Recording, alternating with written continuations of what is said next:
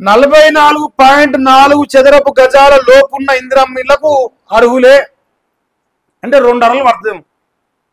2 అరలే పడుతుంది. 44.4 అట 44 గజాలు ఎంత ఇల్లు పడుతుందా? మినిమం 100 గజాలు లేని అది ఇల్లు అన్నారు. అది గుడిసె కూడా పనికి రాదు దానికంటే. 44 గజాల ఇల్లు ఏంద్రా నాయన, ఇది ఇందిరమ్మ ఇల్లు అయ్యో. కొడుకు వస్తే ఉంటాడు, బిడ్డ వస్తే ఉంటుంది, మనోడు వస్తే ఉంటాడు, కొళ్ళు వస్తే. ఇది కాదు, అది వేరే ప్రభుత్వం. కొడుకు రాని, బిడ్డ రాని, మనవాడు రాని, మునిమావాడు రాని, ఎవడన్నా రాని 2 అరలే వండుకోవాలి అందరూ. ఇది కాంగ్రెస్ ఇందిరమ్మ ఇల్లు. యజ్ఞం ఉంటుంది మరి ఇందిరమ్మ ఇల్లు అంటే దాని లెక్క ఏర్పాటు అనమాట. G+1 విధానానికి అనుమతిస్తూ ప్రభుత్వం G+1 ఓని అంటే ఆమె భూమి ఇచ్చేది ఏమి లేదు.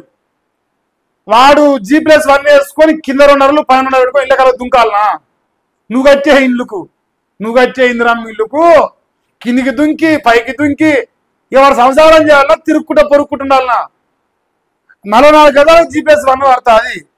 మెట్లు ఎడంగా పెట్టాలి మరి, జూబ్లీస్ ప్యాలెస్ లంగా పెట్టాలనా? 44 గజాలు ఇల్లు కడితే మెట్లు జూబ్లీస్ ప్యాలెస్ లంగా పెడతారా రేవంత్ అన్న? నాకు తెలియదే, ఇంత గొప్ప ఇల్లు నేను ఎడగట్లేదు, చూడలేదు కూడా నా జిందగీలా.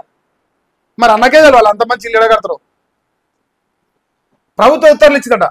ఇందిరమ్మ ఇళ్ల పథకంలో భాగంగా 400 చదరపు అడుగుల లోపు స్థలం ఉన్న లబ్ధిదారులకు ప్రభుత్వం ఊరట కలిగించింది. వీరు G+1 విధానంలో ఇల్లు నిర్మించుకోవడానికి అవకాశం ఇచ్చింది. ప్రధానంగా గ్రేటర్ హైదరాబాద్ తో పాటు ప్రధాన నగరాలు, పట్టణాల్లోని లబ్ధిదారులు దృష్టిలో ఉంచుకొని హౌసింగ్ శాఖ ఈ నిర్ణయం తీసుకుంది.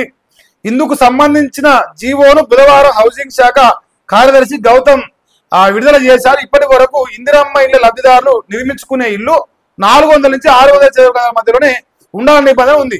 ఈ పరిధిలో నిర్మాణం చేసుకుంటేనే ప్రభుత్వం లబ్ధిదారులకు 5 లక్షల రూపాయల చొప్పున ఇస్తుంది. అంటే 600 గజాలు ఇల్లు అయిపోవాలి. 600 అంటే 70 గజాలు వేసుకో, 60 వేసుకో, ఇప్పుడు 60 అంటే 60 గజాలు ఇల్లు కట్టేస్తే ఇందిరమ్మ పైలు వస్తాయి. ఓ 150 కడతా, ఓ 4 అరలు వేసుకుంటా, నా బిడ్డ ఉంది, నా కొడుకుండు, నాకు 2 కొడుకులు 2 బిడ్డలను నువ్వు పెద్దగా వేసావు అనుకో, పేమెంట్ రాదు, బిల్లు రాదట. పాస్ అంటారు అక్కడ, పాస్. అక్కడ మనకి రాదు కాంగ్రెస్. ఏం కాంగ్రెస్ ఇది, ఏం ప్రభుత్వం నాయనా? ఇందిరమ్మ రాజ్యం అంట నాయన దీని పేరు. వాళ్ళు అంటారు మరి వాళ్ళ రాజ్యం ఏందో.